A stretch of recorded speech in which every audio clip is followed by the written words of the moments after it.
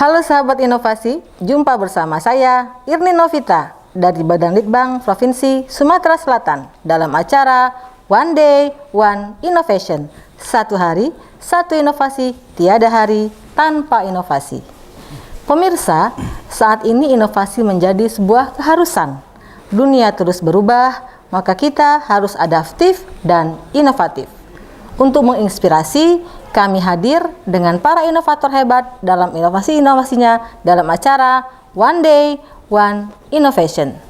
Sobat inovasi, kebakaran adalah suatu bencana, baik itu disengaja maupun tidak disengaja. Artinya, ada peran alam di sana dan juga peran dari manusia. Bagaimana kebakaran tidak menjadi suatu yang menjadi hal yang besar, maka diperlukan satu pencegahan. Salah satunya dengan adanya Satgas Karhutlah, Satgas Kebakaran Hutan dan Lahan. Oleh karena itu, pada saat ini kami telah kehadiran Bapak Sulaiman dari Badan Penanggulangan Bencana Daerah Provinsi Sumatera Selatan. Selamat datang Pak Sulaiman di acara kami One Day One Innovation. Bagaimana kabarnya hari ini? Alhamdulillah sehat. Alhamdulillah sehat ya. Tentunya tetap berinovasi dan tetap bekerja sesuai tugas dan fungsinya. Siap. Walaupun dalam masa pandemi COVID ya Pak ya. Siap. Baik, pada saat ini kan masih antara pergantian masa pancaroba Pak ya. Siap. Artinya masih hujan tapi sudah ada mulai kering dan panas. Tentunya setiap tahun ini kita dihadapkan dengan kebakaran hutan dan lahan. Nah, dengan adanya Satgas Karhutlah ini artinya sebisa mungkin kebakaran hutan dan lahan dicegah. Apa sih Pak latar belakang sehingga dibentuknya Satgas Karhutlah ini? Oke, baik, terima kasih Bu. Dibentuknya Satgas Karhutlah ini berawal dari tahun 2015 waktu bencana kebakaran hutan dan lahan yang kemarin sempat sampai ke luar negeri. Luar negeri. Dan 2015 dan 2016 mulai dikukuhkan oleh Bapak Karaksa, Bapak Iriansa, yang juga tidak tentunya direstui sama Bapak Gubernur, yang sudah merestui kami. Ya, itulah awal terbentuknya Satgas Karhutlah. Tujuan dibentuknya Satgas ini untuk apa sebenarnya Pak? Tujuannya untuk meminimalisir agar kebakaran yang terjadi di seluruh kabupaten, khususnya 7 kabupaten kota yang rawan Karhutlah itu dapat teratasi, sehingga asap yang kemarin sempat booming itu tidak terulang kembali. Asap yang diekspor ke luar negeri gitu ya, tidak terulang kembali. Baik, nah ini kan Satgas Karhutlah ya, artinya hanya terpicu atau bukan terpicu ya, terfokus kepada Karhutlah. Apa bedanya Satgas lain? Maksudnya kan bencana ini tidak hanya bencana kebakaran, tentunya ada bencana alam, banjir, gempa dan sebagainya. Apa sih yang membedakan, ataukah dia merupakan bagian dari Satgas bencana besar gitu? Ya, terima kasih Bu. Sebenarnya Satgas Karhutlah itu diambil juga dari Satgas Bencana itu sendiri, yang awalnya terbentuknya BPBD. 2015 Satgas Karhutlah mulai dibentuk sampai 2016 dan sekarang. Itu sebenarnya seluruh apa yang dilakukan oleh Satgas Karhutlah itu hampir sama dengan Satgas Bencana. Karena seluruh Satgas itu, yang namanya Satgas itu satuan tugas, mereka harus siap, harus bisa minimal mengetahui apa yang harus dilakukan pada saat terjadi bencana. Enggak mesti mereka harus fokus dengan Karhutlah. Betul. Tapi untuk bencana pun juga mereka harus siap. Betul. Nah, jadi Satgas Karhutlah ini merupakan sebagian kecil dari Satgas bencana yang besar gitu ya. Artinya merupakan bagiannya gitu Pak ya. Dan juga bisa diperuntukkan untuk bencana lainnya gitu ya. Tidak hanya ke Karhutlah. Baik. Nah, kan di setiap daerah ini ada titik-titik spotnya gitu ya, yang memang rawan kebakaran gitu ya, tidak setiap daerah.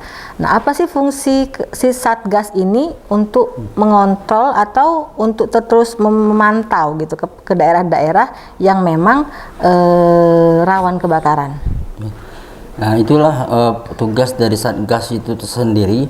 Mereka punya tugas khusus standby 1x24 jam. Itu selalu memantau dan menerima laporan dari kabupaten-kabupaten yang terdampak karhutla atau bencana-bencana lainnya. Betul.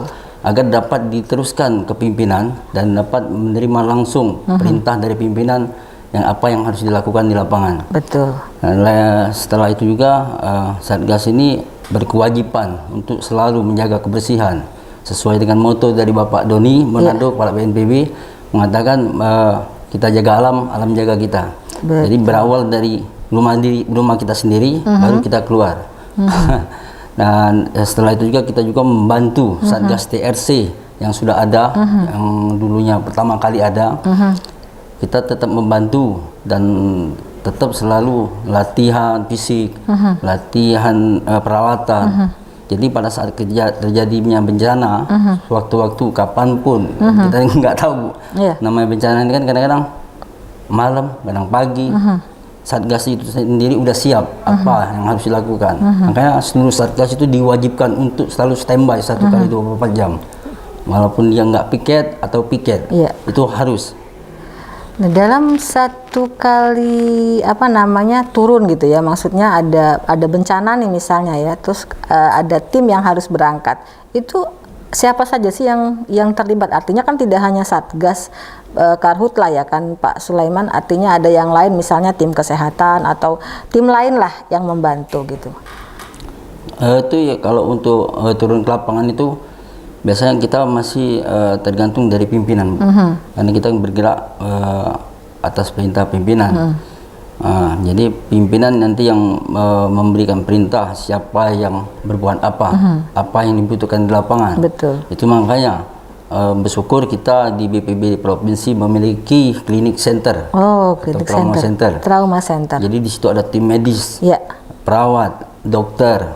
Jadi alhamdulillah lengkap bisa dibilang ya untuk di Indonesia ini. Betul. BPBD mungkin satu-satunya yang punya klinik center sendiri. Gitu ya.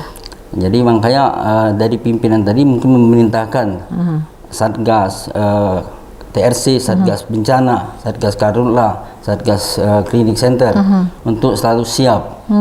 Siap dalam arti kata apa yang dibutuhkan pada saat itu. Gitu Pak ya. Jadi Sobat Inovasi, untuk satu kali turun ke lapangan, tentunya dari Satgas ini bermacam-macam disiplin ilmu yang terlibat, terutama ketika kebakaran tentunya diperlukan juga reaksi cepat termasuk tim kesehatan. Gitu Pak ya.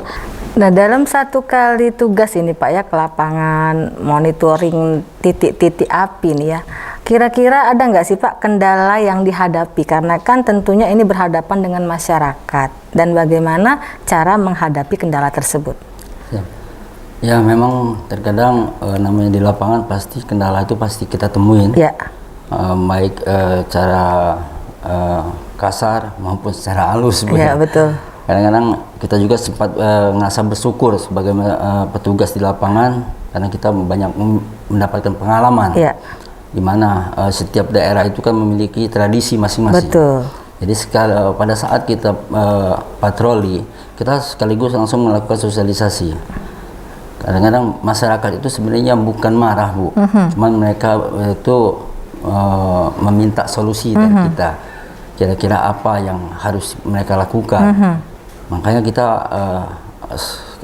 patroli sambil melakukan sosialisasi. Kita kasih pemahaman apa yang harus mereka lakukan, yang bagusnya, yang tidak bagusnya untuk dilakukan itu apa. Betul. Nah, itu tugas kita selama patroli, Bu. Gitu ya. Ketika berhadapan dengan masyarakat nih kan, masyarakat kadang-kadang masalah kebakaran hutan ini tidak hanya karena natural disaster, artinya tidak hanya bencana alam, tapi karena buatan kan Pak Sulaiman ya, dan berhadapan dengan masyarakat yang notabene membakar ini merupakan salah satu pemenuhan kebutuhan ekonomis gitu ya. Nah, bagaimana petugas di Satgas ini mengadakan pendekatan kepada masyarakat dengan tidak mengurangi kesempatan mereka untuk mencari nafkah gitu. Kita setiap kali berhadapan dengan masyarakat, dalam arti kata pada saat patroli, sosialisasi, memang kadang masyarakat itu selalu pakai emosi. Betul. Tapi itulah tantangan kita, Bu, selaku petugas. Makanya kita petugas itu selalu diberi bekalan pelatihan. Pelatihan khusus jadi, ya. Jadi kita bisa memahami apa sih keinginan masyarakat. Jadi di situ juga kita langsung sekalian, terkadang kita langsung sekalian memberi solusi. Dalam arti kata kita membantu, kasih contoh. Oh Pak, kalau Bapak mau melakukan pembukaan lahan, Bapak dengan cara apa di rumput, dikasih racun, tapi jangan dibakar.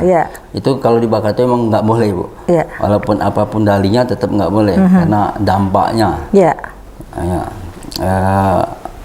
Untuk emosinya sendiri ya kadang-kadang kita menghadapinya ya dengan santai. Betul. Kita nggak boleh dengan cara pakai emosi juga, namanya masyarakat, Bu. Betul. Nah, itu kan kalau terjadi kebakaran besar nih Pak ya, kan tentunya seluruh tim turun nih ke lapangan. Bagaimana sih Pak pengaturannya di lapangan? Karena kan itu api harus dijaga kan, kalau tidak, apalagi seperti di Sumatera Selatan dengan kedalaman gambut yang sedemikian rupa gitu. Artinya kadang dia di atas sudah padam, tapi di bawah itu ada titik api. Nah, bagaimana kiatnya dari Satgas ini untuk mengatur setiap orang agar bisa terjaga terus ada yang piket atau ada yang memantau setiap saat gitu. Ya, Bu. Itulah makanya pentingnya patroli tadi. Betul. Patroli tadi kan pentingnya patroli itu kita bisa mengetahui kadar air, jumlah kedalaman dari gambut tersebut, kedalaman kira-kira di mana wilayah yang memang benar-benar lahan gambutnya terlalu dalam, betul. Yang mana lahan mineral. Betul. Itu laporan dari Satgas patroli tadi. Itu kan menjadi suatu pegangan kita untuk operasi di lapangan. Selain itu juga kita tetap koordinasi dengan SKPD terkait, seperti Manggal Agni, Dinas Perkebunan, perusahaan-perusahaan swasta, tetap kita koordinasi. Karena tanpa koordinasi mungkin kerja ini nggak efektif. Iya, betul. Tapi kalau kita tetap koordinasi, kita bisa tahu apa sih kekurangannya, apa kendala di lapangan. Jadi kita bisa kerjanya bersama-sama. Capek pun nggak terasa, Bu. Gitu ya. Jadi pemirsa tetap saja walaupun Satgas Karhutla tetap berkontribusi dan bekerja sama dengan banyak OPD ya Pak ya, terutama dengan OPD terkait dengan Karhutla. Nah, tentang OPD nih Pak ya, tentunya banyak OPD yang terlibat nih dengan Karhutla ini, terutama juga Dinas Kehutanan mungkin, dan juga ada beberapa dari polisi gitu ya Pak, dari TNI, itu kan merupakan satu tim gitu Pak ya. Nah, bagaimana cara berkolaborasi sehingga di lapangan ini semuanya harmonis gitu Pak? Makanya kita sebelum melakukan operasi di lapangan, kita biasanya selalu dikumpulkan atau diapelkan. Betul. Jadi di situ seluruh pimpinan-pimpinan yang terkait itu memberikan arahan dan masukan kepada kita yang bawahan pelaksana apa yang harus kita lakukan. Terus juga kita nggak boleh juga, Bu, pakai ego. Kerja itu nggak boleh pakai ego. Betul. Karena kita ini kerja tim. Namanya tim ini siapapun latar belakangnya, siapapun itu bajunya, itu tetap sama baik TNI, polisi, Manggal Agni, Dinas Perkebunan, perusahaan, apalagi masyarakat yang kan di desa itu biasanya ada satgas tersendiri yang dibentuk oleh BPBD kabupaten. Betul. Itu penting, Bu, mereka itu, karena sumber informasi yang paling akurat itu terkadang dari satgas desa, kabupaten, karena kota, mereka yang memiliki wilayah. Jadi kita yang satgas pusat ini menerima data tadi ya, kalau nggak ada mereka mungkin kita kurang valid, Bu, ya. Jadi untuk kerja di lapangan itu apapun itu seragamnya, itu nggak ada, itu ditinggalin semua, Bu. Begitu ya. Nah, yang penting gimana caranya tugas ini tugas bersama. Betul. Kita kerja bersama. Kerja tim ya. Kerja tim itu yang harus kita lakukan, nggak ada ego. Oh, baik. Nah, selama melaksanakan inovasi ini, artinya selama bergabung di Satgas ini, Pak, kesan-kesan apa sih yang mendalam gitu ya? Kalau kesan-kesan yang menariknya, alhamdulillah kita bisa mengenal saudara-saudara kita yang di pinggir, yang kita tadi belum tahu gimana tradisi di masyarakat di situ. Betul. Apa yang harus yang dilarang, apa yang diboleh lakukan. Kalau kesan-kesan negatifnya ya pasti ada. Namanya masyarakat ini kan bermacam-macam. Betul. Ya, ada yang emosian, ada yang enggak. Itu makanya kita dilatih, itu selalu dilatih setiap hari, menjaga fisik, menjaga emosi juga ya. Kita bisa kontrol emosi, nggak terlalu emosi menghadapi masyarakat itu. Ya betul. Nah, pesan-pesannya ini Pak, baik kepada inovator juga kepada masyarakat Sumatera Selatan terkait Karhutlah. Kami mengucapkan banyak terima kasih kepada Bapak Gubernur, Bapak Wakil Gubernur, Bapak Sekda, wabil khusus ke Bapak Kalaksa BPBD Provinsi yang selalu memberikan support kepada kami yang bertugas di lapangan agar kami tidak henti-hentinya melaksanakan tugas dan tanggung jawab yang diberikan kepercayaan kepada kami. Kami juga ucapkan terima kasih kepada tokoh masyarakat, seluruh alim ulama untuk sama-sama tetap menjaga dan memberitahu masyarakat untuk tidak membakar hutan dan lahan karena berdampak pada kehidupan masyarakat yang akan datang. Betul. Khususnya anak cucu kita, Bu. Betul. Kami ucapkan terima kasih dan jangan pernah sungkan untuk selalu memberikan masukan kepada kami apabila kami banyak kesalahan. Baik. Terima kasih. Baik, terima kasih kepada Pak Sulaiman dari Badan Penanggulangan Bencana Daerah atas kehadirannya di studio podcast kami. Mudah-mudahan dengan adanya Satgas ini kebakaran hutan di Provinsi Sumatera Selatan akan dapat ditanggulangi dengan cepat dan meminimalisir dampaknya di kemudian hari. Jangan lupa kita juga punya jurus 4S. Setiap orang adalah inovator, setiap masalah peluang inovasi, setiap solusi harus sinergi, dan setiap inovasi harus konkret hasilnya. Salam inovasi.